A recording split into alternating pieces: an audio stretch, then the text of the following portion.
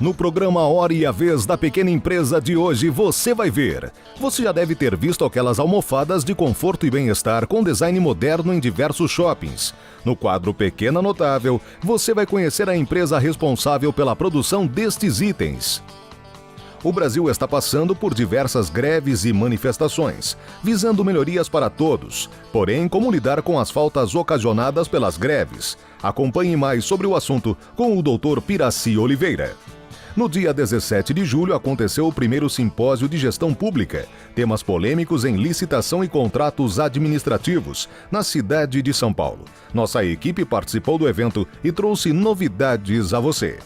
E ainda, confira a entrevista com o comandante-geral da Polícia Militar, Coronel PM Benedito Roberto Meira.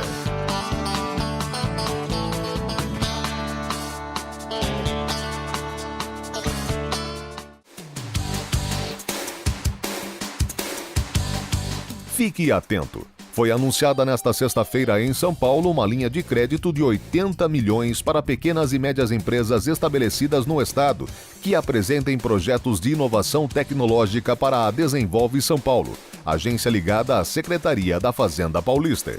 O montante será repassado através da linha FINEP, órgão do governo federal específico para o financiamento à inovação, que fez acordo com o governo paulista para realizar a parceria. Empresas de qualquer área, tanto do setor de serviços como da indústria, podem apresentar projetos de inovação. A intenção do governo paulista é melhorar a produtividade desses segmentos. Fique atento!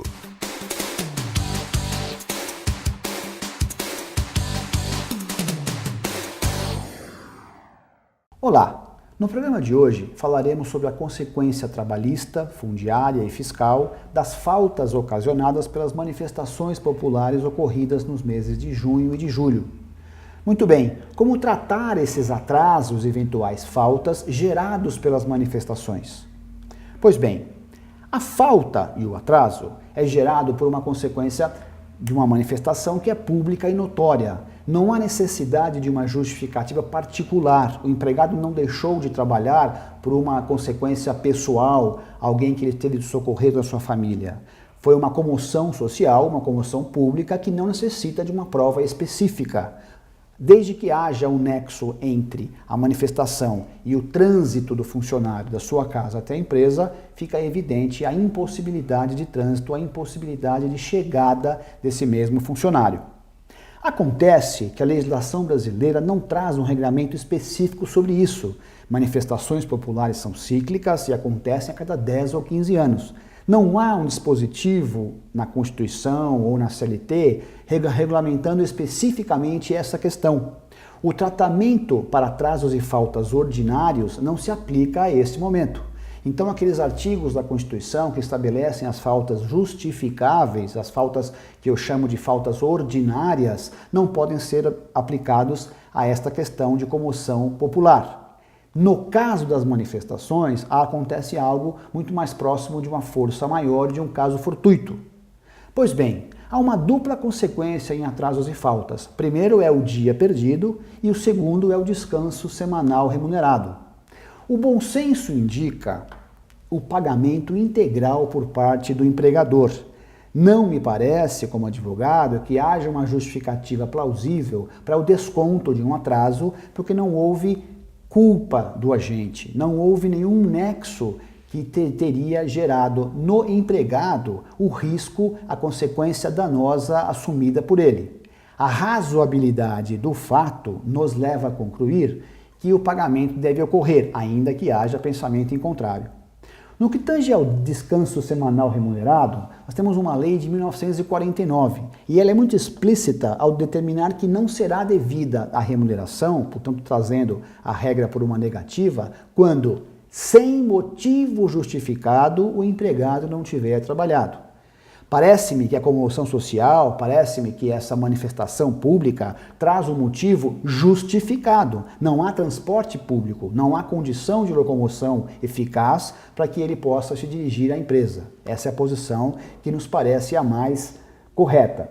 Alternativamente a essa situação de atrasos e de faltas, empregados e empregadores poderiam fazer um acordo de compensação de horas. Então, em havendo já um manifesto pré-determinado, uma movimentação de massas já estabelecido dia e hora, empregados podem procurar empregadores e estabelecer a compensação disso, até o limite de 2 horas ao dia. Por exemplo, um dia inteiro de greve que os empregados desejam fazer parte desse movimento, são 8 horas, ele pode diluir isso de 1 a 2 horas ao dia, compensando numa efetiva compensação de jornada de trabalho. O artigo 59 da CLT dá a possibilidade de, em havendo acordo escrito entre empregado e empregador ou norma coletiva, se proceder a essa compensação. O banco de horas também é bastante eficaz para essa situação. Você ajustaria esse modelo de ausência de falta utilizando-se do instrumento do banco de horas, também passando, evidentemente, pela homologação do sindicato. De maneira bastante objetiva, entendo que, havendo prova de impossibilidade de comparecimento ao trabalho, e isso se dá pela simples constatação da comoção social, o recomendável é que não haja o desconto, que as partes se sentem, que unam esforços com o intuito de compensar essa jornada ou utilizar esse banco de horas. Não havendo essa possibilidade, o pagamento deve ser efetuado, até porque na relação de emprego existe o famoso instituto do indúbio pro mísero. Numa situação como essa, deve prevalecer o interesse do menos favorecido, no caso o empregado. Era isso que tínhamos, até o próximo programa.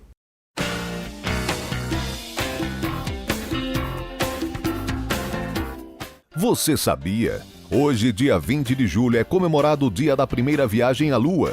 Este é considerado por muitos um marco histórico para a humanidade em termos de exploração espacial. Quando Armstrong pisou na Lua, proferiu a famosa frase: "Este é um pequeno passo para um homem, um salto gigantesco para a humanidade." Essa, você sabia?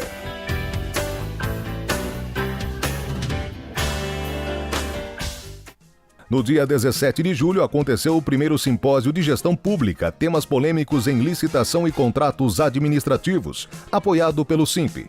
O principal objetivo deste simpósio foi abordar as principais decisões do egrégio Tribunal de Contas do Estado de São Paulo e do Superior Tribunal de Justiça, relacionadas às licitações e contratos públicos. O setor público, o setor de licitações é um setor bastante complexo para quem não atua, para quem não tem esse conhecimento. Então, através do SINP, o Banco Luso Brasileiro e o AZES, que são nossos parceiros, principalmente o SINP, que nos apoia bastante com essa prática, com essa política de transparência e trazer informação para os micro e pequenos empreendedores, nós temos feito já a segunda edição desse simpósio e agora voltado para os administradores públicos. O Tribunal de Contas da União, eles têm muitas restrições com relação a várias licitações que são feitas e é muito importante saber sobre os princípios que são colocados e todas as regras que regem uma boa licitação para ser eficiente, ter um bom resultado e trazer benefícios para o município. O simpósio contou com a participação de servidores da administração pública municipal.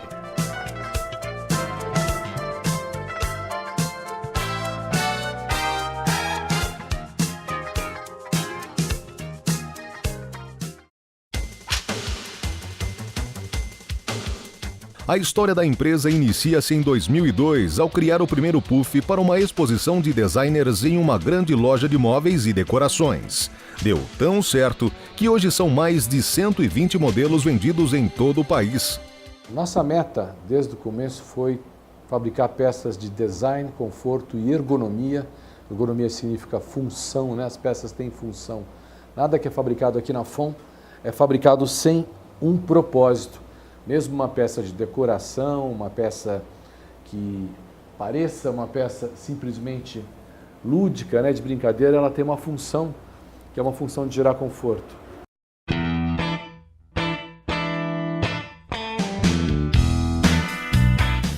Essa almofada de viagem, uma almofada importante dentro do nosso ranking, nosso mix de produtos. Usada hoje em dia muito para viajar, uma finalidade de descanso em automóvel, avião, ônibus.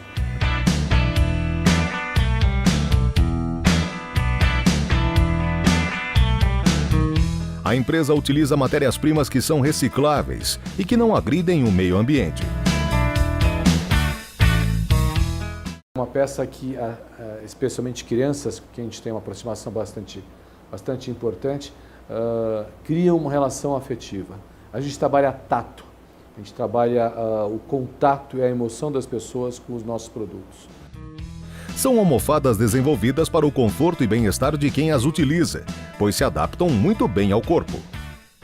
Então, no fundo, acabamos com uma empresa pequena, crescendo, né? Ainda somos uma empresa, do meu ponto de vista, pequena para média.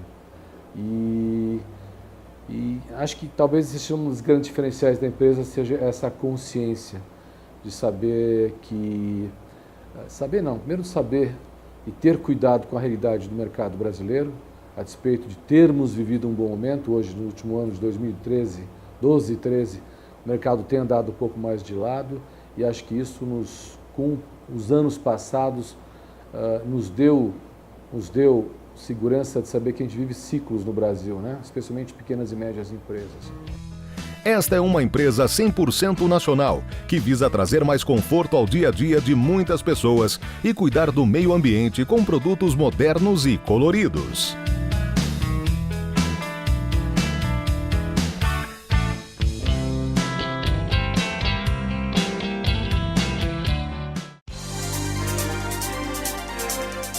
Você está assistindo A Hora e a Vez da Pequena Empresa.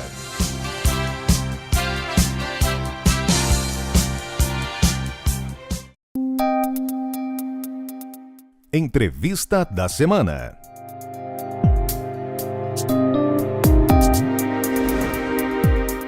O nosso convidado de hoje vai falar sobre um tema que afeta a vida de todos nós e afeta diretamente. E é um dos grandes temas hoje no Brasil. O nosso convidado é o Coronel PM, Dr. Benedito Roberto Meira, que é o comandante-geral da Polícia Militar do Estado de São Paulo. É um prazer tê-lo conosco. Obrigado, senhor Paulo.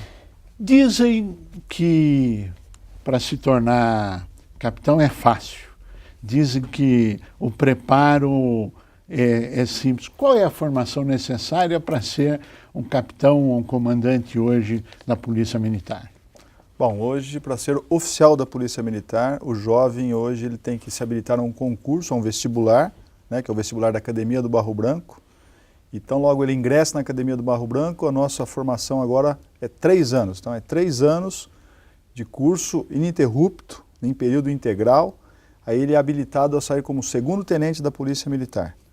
Aí ele faz a carreira dele, quando ele chega no posto de capitão, ele tem que submeter a um novo concurso para frequentar o curso de aperfeiçoamento de oficiais, que é equivalente a um mestrado. Equivalente ao mestrado. Ao mestrado.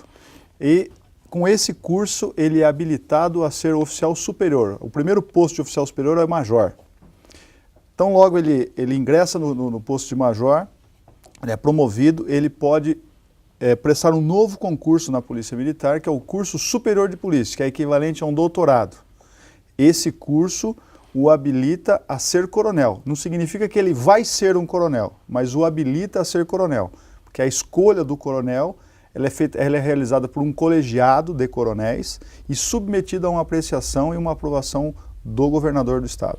Ou seja, é absolutamente correto dizermos que para ser coronel ou ser um oficial são pessoas altamente treinadas, altamente formadas. Exatamente. Não posso desprezar também a nossa grande força de trabalho, que são os praças da Polícia Militar, que são os soldados. Hoje, para a formação de um soldado também é submetido a um concurso público e ele também permanece por 1 ano, né, frequentando um curso de formação de soldado, que é equivalente a um tecnólogo, portanto um curso superior, hoje reconhecido já por meio de lei, e também é exaustivo, ou seja, tanto para ser oficial da Polícia Militar como para ser um praça da Polícia Militar, hoje exige uma boa qualificação.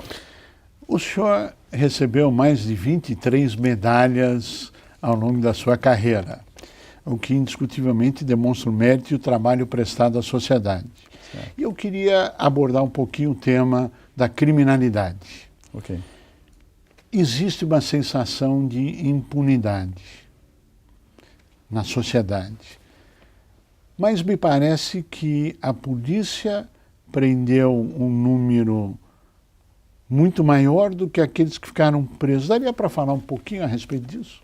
O que nós temos que levar em consideração aqui no nosso país é o seguinte, eu falo que a criminalidade hoje, o aumento da criminalidade ou a sensação de insegurança, ela está muito relacionada com um fenômeno chamado impunidade.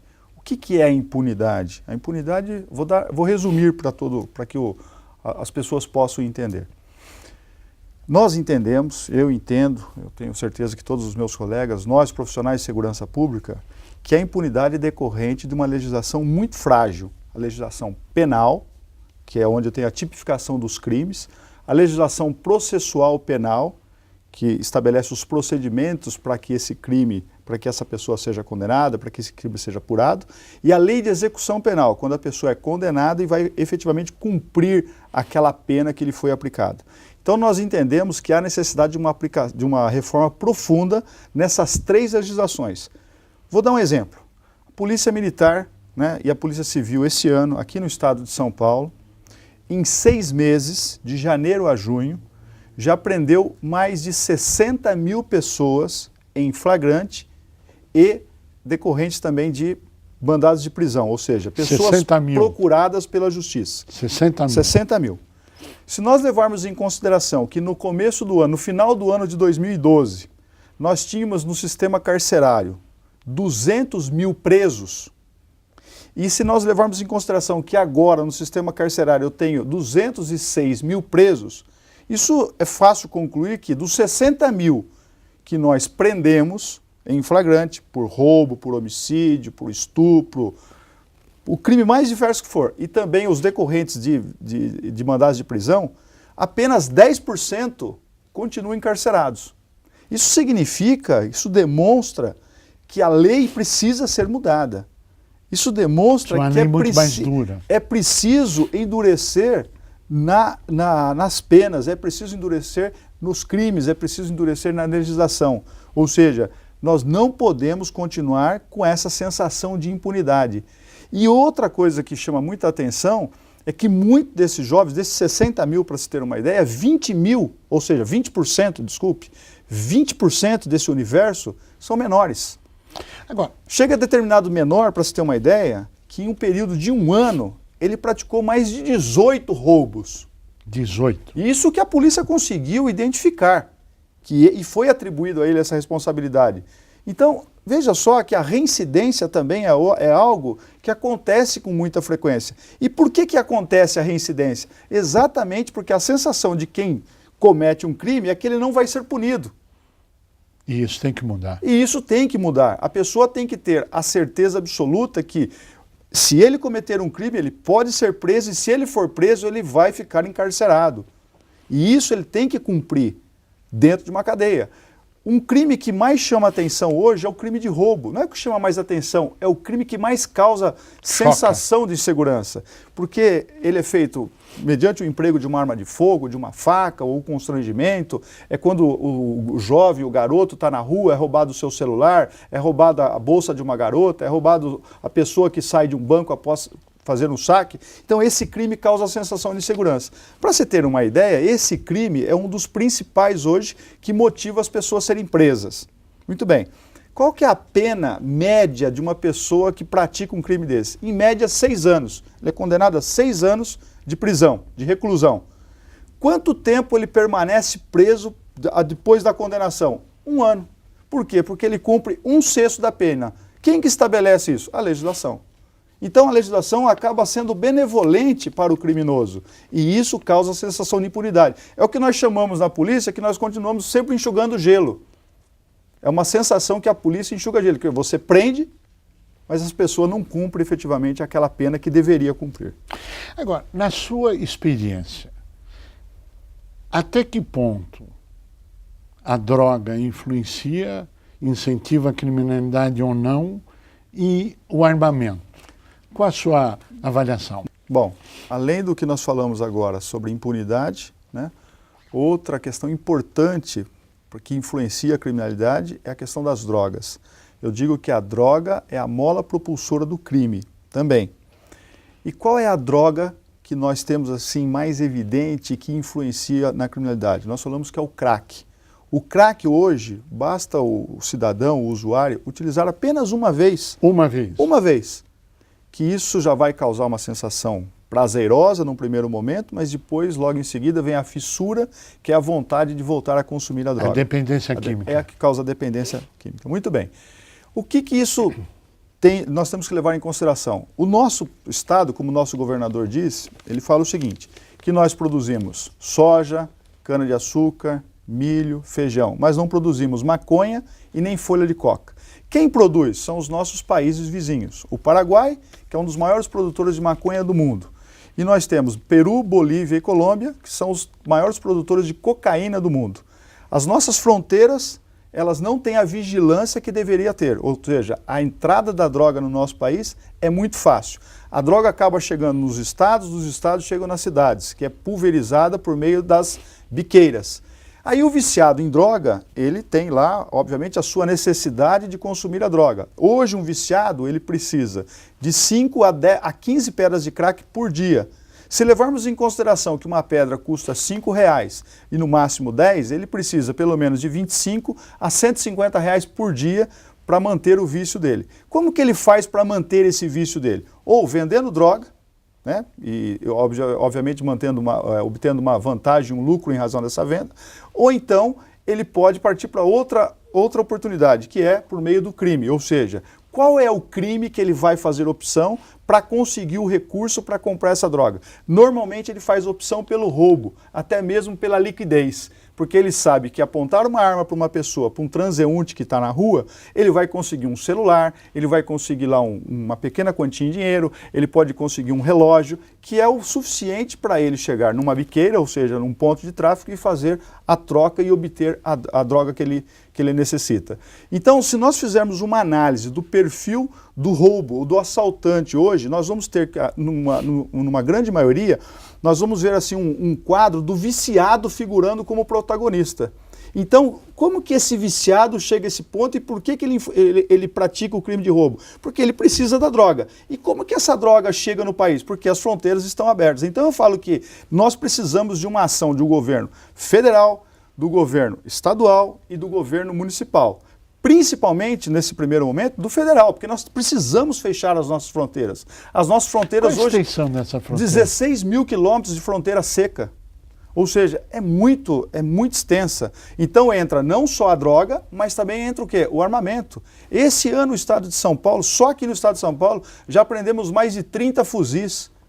Nós não produzimos fuzil, nem no país. Isso significa que ele vem de fora, vem do exterior. Então eu falo que nós precisamos de uma ação efetiva, envolvendo todas as esferas de todo o governo, para que nós possamos encarar de frente esse problema da droga, porque ele influencia diretamente com a criminalidade. Pela importância do que está sendo dito, nós vamos gravar mais um programa, porque é um serviço de utilidade pública, e nós estaremos no nosso próximo programa informando como evitar que você seja o alvo, quantas toneladas de cocaína foram presas, quantos fuzis foram apreendidos e outras dicas sobre a segurança que afeta a nossa vida no dia a dia. A você que esteve conosco, o nosso mais profundo agradecimento, com a certeza que estaremos juntos na semana que vem. Até lá!